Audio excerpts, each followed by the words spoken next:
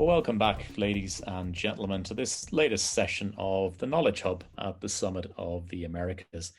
Now, we're going to continue with our series of interviews that we're calling the CEO Chair, in which we speak to chief executives of leading airport companies in the region. And today, I'm delighted to be joined by Tamara Vrooman, who's CEO of Vancouver Airport Authority, Canada's second busiest airport. Tamara joined the company on the 1st of July last year, right in the middle of this crisis, and has had to bring to bear all of her previous senior level experience in finance and in government to help manage her and her team's way through the past few months. Tamara, first of all, you're very welcome. Yes, thank you very much, Dermot. Pleasure to be here. So maybe that, I suppose, baptism of fire, joining as CEO last July, is an apt place to begin. You were joining amid a raging pandemic with most operations shut down at the time you joined. Maybe just tell us a bit about that experience and the challenge you were presented with.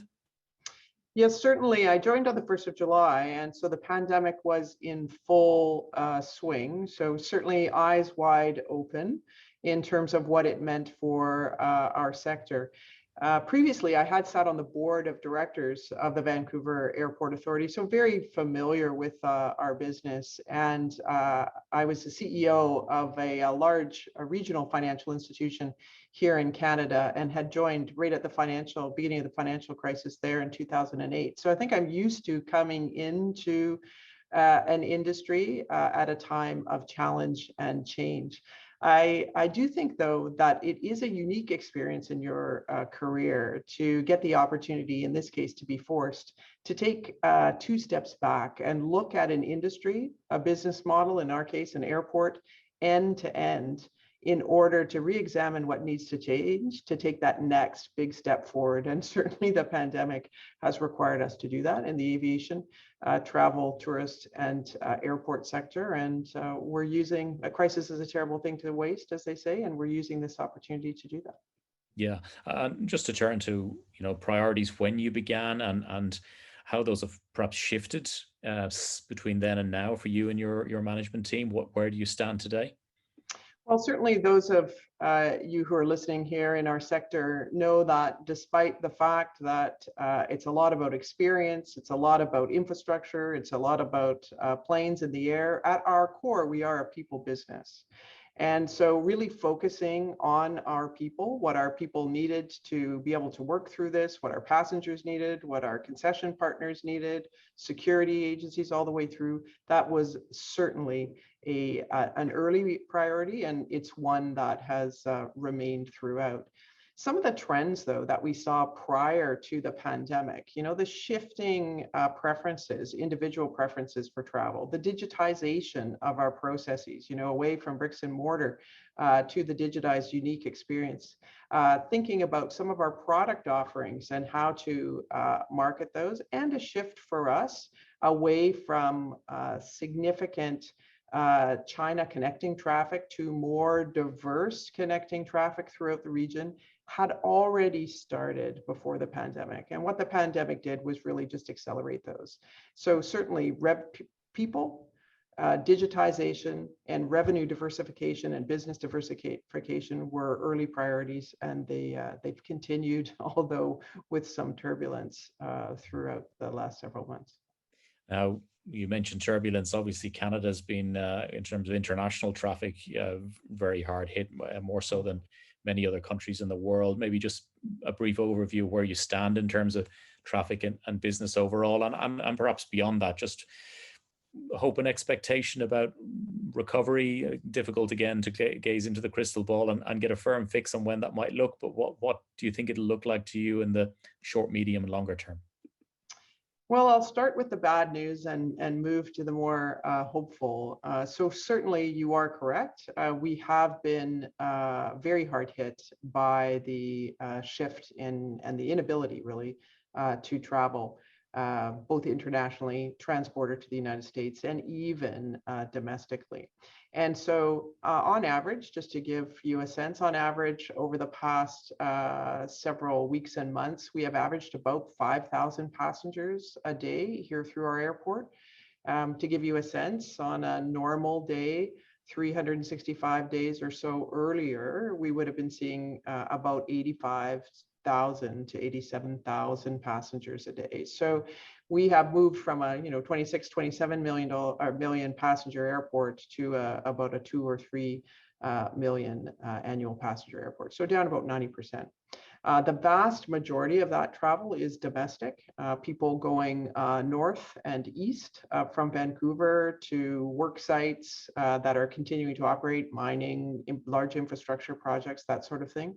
People traveling south for medical treatment. Vancouver is a large medical center in our region. And some essential travel to the United States and internationally, some friends and family travel internationally, and then international students. Canada is home to about 700,000 international students, the vast majority of those coming from India and China. And so no matter where you study, even if you're studying in the prairies or points east, most enter the country through Vancouver and connect on. That has meant that for our business, we've seen, duty-free, we have a large duty-free business here. Our duty-free sales per passenger have actually been very high. I think we see a similar pattern that's been happening in other parts of the retail market around the, buy while you can sort of behavior.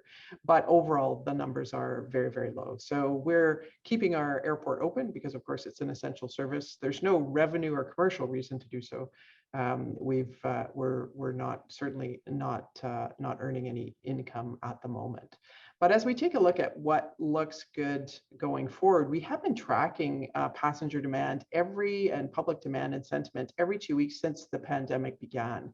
And what we're seeing is there's certainly, it ebbs and flows with the different waves of the COVID virus, but there is a very strong intention to resume travel domestically for business and internationally as soon as it is safe to do so. And most people are equating safe with ready available of vaccines and a reduction of quarantine measures. So we're seeing similar patterns that we've seen elsewhere. We expect that when those conditions are in place, we see quite a quick return. The only constraint being, of course, airline capacity. Yeah, and just to talk airlines and other partners as well. Clearly, everyone's been affected deeply by this crisis. Not least anyone who's operating a service business at the airport. Maybe just talk to us about the impact on those partners, and then perhaps beyond that, how are you looking to collaborate with them in terms of getting back to rebuilding the business and supporting them as that happens? Well, one of the things that I absolutely love about running an airport is it truly is a team sport. We can't get anything done without working with a number of partners, be it our commercial partners who are selling goods and services, food and beverage in our terminal, be it our service and shipping partners, our ground handlers, all and everything in between. Cleaners certainly are part of the team here. And when we're at capacity, we employ about 26,000 people here at YVR. And so making sure that we're supporting those businesses, making sure they have access to the government programs around commercial rent relief where they're eligible, and then negotiating individual terms to make sure that we can support them through this time has been a key part of the work that our team has been doing. As you said at the outset, I have a banking background, which is generally speaking helpful, but particularly so in this context. And one of the first things we did was we went to our bondholders and asked for a 3-year waiver of the covenants on our bonds. I feel that is the length of time, frankly, we're going to need to manage through the recovery. And then we were able to go out to the market and secure $600 million in debt financing at the most favorable rates, actually, that an airport in Canada has ever secured. In fact, we in September of this past year, when we went out, we got 1.8 billion in subscriptions. So we could have sold about 3 times that amount of debt. And I think what that says is, in the medium term, the market's quite bullish on our sector and our ability to recover. Those two things, though, have given us over $1 billion in liquidity, which allows us to have the cash, notwithstanding the fact that we don't have the revenue, in order to support our operations and our partners during this key time. Yeah, and just to talk about priorities then within that, and projects that you've either put on hold or that you've, probably not too many of them that you brought forward, but how have you prioritized strategically what you're going to do at the airport over the next 1, 2, 3 years, given that you're fairly secure now financially for that period? How are you thinking about those projects and obviously the consumer needs that go alongside them as they come back? Yeah, so starting first with the people, one of the things that we've been doing here locally, given our role as a large employer and a big part of our regional economy, has been working with the government to be able to recall all of the furloughed and laid off staff that we have across the airport, including with our airline carriers, and using them to staff the vaccination clinics that we have around the region. As you know, people who work at an airport are excellent at customer service. They speak many languages. They're good at getting people ordered in an orderly way through sometimes a stressful experience, allowing the health professionals to actually, do the job as they say. That's been a tremendously successful effort. In fact, we have the government here calling on us, asking if we can deploy more and more. I said, well, we do have an airport to, we hope, ultimately run here. So we can't give away all our staff, but it's been a real boost in morale. Certainly, it's got people who are laid off working and feeling productive in work they enjoy. And it's also demonstrating the value that our people have right across an airport community when it comes to serving people, innovating, and doing the right thing.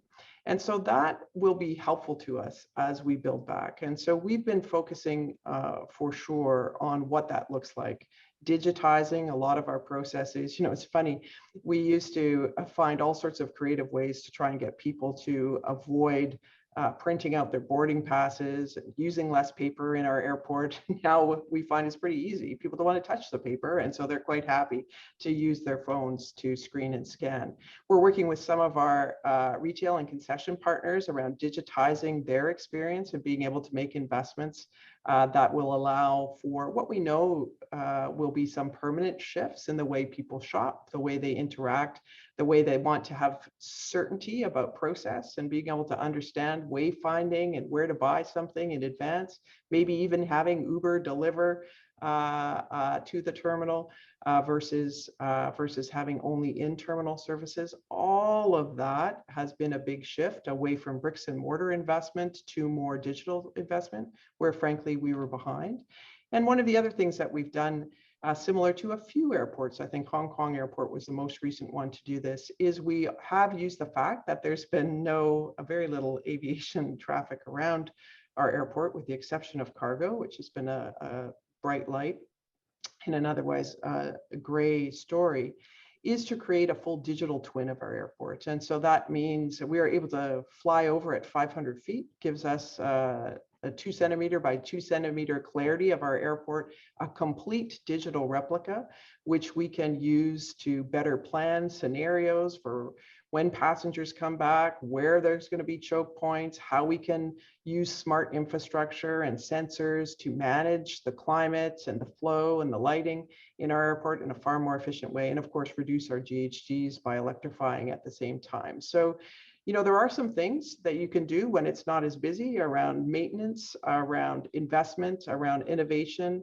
and around supporting people. And that's really been our focus. We have had to cancel some large infrastructure projects, building of a new parkade, new central energy building, because frankly, we won't need them in the foreseeable future. And these investments that I talked about are more urgent and essential, I think, to the changed trajectory of our industry post-pandemic. Yeah, the traditional thinking, I suppose, of infrastructure at an airport was around, an investment in it was around physical building and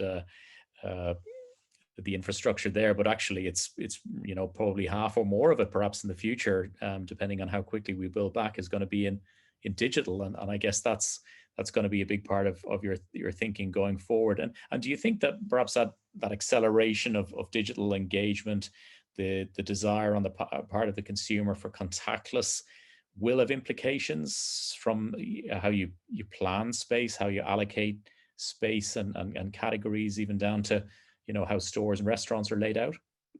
Absolutely. I mean, I think one of the things that we're seeing is a huge, as I said, the trend was starting before the pandemic, but it's really been accelerated. A huge transformation in the logistics business. And at our core, we are a logistics business, the movement of high value people and goods, high value goods.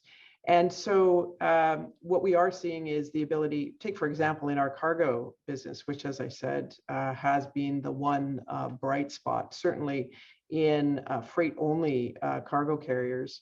We have seen the best year. They have actually had the best year in 2020 than we have had ever. Of course, overall cargo volumes are still down because the long haul passenger flights where most of the cargo is actually carried have been diminished. But the cargo story is an interesting example of the shifts that we think will be replicated in the passenger story. So our cargo facilities, frankly, are pretty analog. You'd be forgiven if you went to see them for thinking it was 1982. There's a truck that backs off to a dock, and there's a forklift, and there's a box, and it's quite inefficient. There's a truck waiting for a box, there's a box waiting for a truck, there's a person waiting for a box and a truck and an aircraft, all very manual. The ability to use digital and AI technology to be able to understand what goods are coming in on what plane at what time, how quickly they'll be there, how we package and reload them, and have trucks come in and load just in time rather than waiting is huge improvement in the efficiency and the throughput, as well as a significant improvement to GHG and emission reduction, which is part of our focus going forward with our climate goals. And so we see similar opportunity in the terminal. One of the things that's interesting that we're looking at, for example, is on the baggage side. And so, 70 years of commercial aviation, and still the best way to ensure that your bag gets to the destination with you is to take it on the plane yourself. So notwithstanding all of the investments that we have made in baggage systems, we still have an opportunity for improvement. And while we have some great baggage suppliers who are using technology and sensors to improve it, we also think there's an opportunity to use some last mile delivery to improve it even further. So we know, for example, we order food, we order parcels, we can see how that gets delivered to our home. Why couldn't our bag, when we check in online mobily, also have a bag app, and somebody comes and picks up our bag? We can see that it's securely transferred to a secure facility where we have the ability to screen it for both health and security reasons in a far more detailed way than we do sometimes with the way that we have to move through an airport, particularly at our peak times. And then you can watch, make sure that bag, of course, gets on the plane with you and have it delivered at the other end. Those kinds of processes that are available in logistics and which we've all become used to in our daily lives, we do think will start to have application in an airport environment, which will improve the passenger experience. It will improve the efficiency of our airport and the allocation of our capital, and it will allow us to reduce our dependence on energy and therefore our emissions. And are you using the amount of data that you can glean from your own information, airlines, retailers, to drive new services? And I'm thinking also, is there an e-commerce strategy out there for you in the future alongside your retailers? How well developed is that? Is that perhaps part of the future, even expanding beyond the airport marketplace to others? Yeah, absolutely. There's definitely a lot of data that we collect that is now we're able to efficiently collect. And frankly, our passengers and customers want to share it with us because they understand that it will allow them to make choices in a more informed, personalized, and from our point of view, efficient way. So again, why is it not part of the for a very long time at our airport, even though we're well recognized and named by Skytrax the best airport in North America for the last 11 years in a row, we still have many of the same issues that many airports have. People lining up to check in, people lining up at security checkpoints, people lining up for food and beverage. The ability to say, if you come at this time, you can easily make your flight, and we can make a reservation for you at the food and beverage provider of your choice, which, by the way, are these ones, and here's their menu. With the click of a button is obviously available today, and to store those preferences, to remind them and make that a habitual preference. Those kinds of improvements are definitely things that we're looking at, and we frankly think that people are going to expect. When people come back to an airport, I'm not sure they're going to want to all be standing close together in the beginning in the ways that we got used to collectively in the past. So making sure that we can use this for safety and confidence reasons, but also for efficiency, passenger experience, and sales and revenue reasons are all the reasons why we've moved away from, except for maintenance, investment in bricks and mortar and towards digital technology. And as I said, the ability to map and understand those flows through the replication of a full digital twin will be the first airport in Canada to have that. That will certainly improve our ability to do that in literally minutes and seconds as opposed to weeks and months. Right. Just a more broad and general question. I mean, do you see perhaps a new set of dynamics reshaping the airports industry and in terms of the structure of aviation in the market, Canada, North America, and perhaps even worldwide, and in ways that might affect your business? Well, certainly we do see that again. Some of those trends that were present before the pandemic around certainly for short haul flights, around being able to take high speed rail and governments putting incentives for rail and away from aviation, those kinds of things have really accelerated in parts of Europe and some parts of North America. But where we see some of the bigger shifts are between business and leisure travel, and certainly on even predominantly passenger airlines to be focusing more on cargo business as well. So we do see our airline partners right across the board, international and domestic alike, talking more about cargo and how to integrate cargo into their thinking. Some of the efficiencies there, I think, will help on the passenger side, as I just said. And then thinking about how space is allocated in the aircraft, where the role of lounges and premium business travelers, what premium leisure travelers look like, and what their expectations will be post-pandemic. Those are significant changes to the product offering, I think, of our airline partners. Certainly in terms of airlines themselves, there's been lots of talk about consolidation. We certainly had a proposed merger in Canada between Air Transat and Air Canada that recently was put on hold. So I think we will see all sorts of exploration about different models as airlines try and figure out the best way to be efficient when their reliance on high frequent, high value business travel is unlikely to be predominant in the short term. Yeah. I suppose, a lot of challenges out there today. I mean, are there one or two or perhaps three opportunities out there that you would single out for your business overall and perhaps the wider aviation and airports business? We are very excited about the ability, the interest in airports as a transport hub, and the ability to build a diversified revenue stream that complements the core business of the airport. So I cannot tell you the number of, we've talked a lot about the wealth divide that has been created in the pandemic, and those who were well off before the pandemic have continued to save, and frankly, those who are not are even more vulnerable.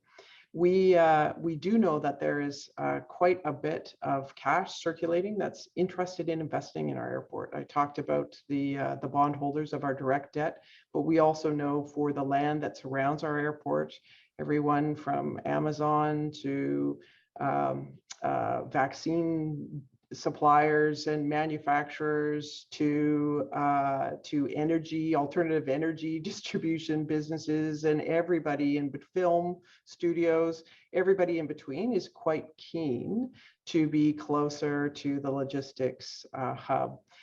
We think that's quite exciting, and that will bring business that will allow us to make the operation of our airport and, of course, the throughput of our airport better. We are quite excited about the digital platform and the ability. We have an airport is, of course, a platform of a runway and buildings, but the digital platform that has the potential to sit over top of it now with the digital twin that we talked about, but also the data platform that comes from it. We think there's significant opportunities for innovation and partnership that benefit the throughput of the airport, but also can benefit other sectors and growth as well. We say here that nobody builds an airport as an end unto itself. We exist for the sole purpose of serving our community and the economy that supports it. So as we think about our regional and Western Canadian economy, we think we have quite a role to play. It's not only the gateway to Asia Pacific, but the gateway to the new economy. And so whether that's the movement of health supplies, whether it's logistics and logistics innovation and technology, and or whether it's energy efficiency and climate change, we think we have quite a big role to play as kind of the anchor tenant of the economy, to be able to prove that those things can work here, use our purchasing powers to support local business, and in so doing, and support the trade movement passenger experience at our airport. Now, in the audience today, I mean, we're predominantly looking at, apart from other airports, brand owners and concessionaires. So do you have a message for that wider industry about what the future holds for YVR? And many of them, of course, are invested in the success of your airport and other airports overall. So what would that message be? I think the message is, in normal times, pre-pandemic times, we used to, I think when we were planning for the future and thinking about investments and partnerships, the near term was certain, but the middle and future term was the one that was a little less certain. The pandemic has actually turned that on its head. And so I am very confident about the middle and long term of our industry. It's validated by the passenger and the public forecasts. It's validated by investors, institutional investors who can invest around the world, but choose to invest here.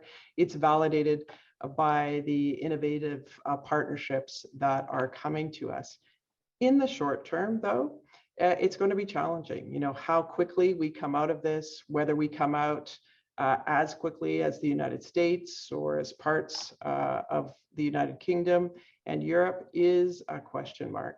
So one of the things I worry about is that our partners may assume that Canadian airports and our airport is not able and is not thinking about that medium to long term because of the fact that our recovery is slower. And so my message is absolutely not. We are fully focused on the medium and long term, and we actually have a huge opportunity to make investments and test things now when it's not quite as busy, to make sure we're absolutely ready to deliver when things pick up again. Very good. Well, I think that's a hopeful, optimistic, and very positive note on which to conclude. Tamara, we really thank you so much for your time and thoughts today. You really helped add value to our viewers and to this event overall. Ladies and gentlemen, that's where we're going to close today's sessions, but we'll be back with you at 9 a.m. Eastern tomorrow. And of course, the exhibition hub remains open for the rest of the day, and our exhibitors, I know, will be pleased to meet you. So please enjoy that. A big thank you again to Tamara for her company, and to all of you for tuning in, and good day to you all. Thanks so much, Dermot. Thanks a lot.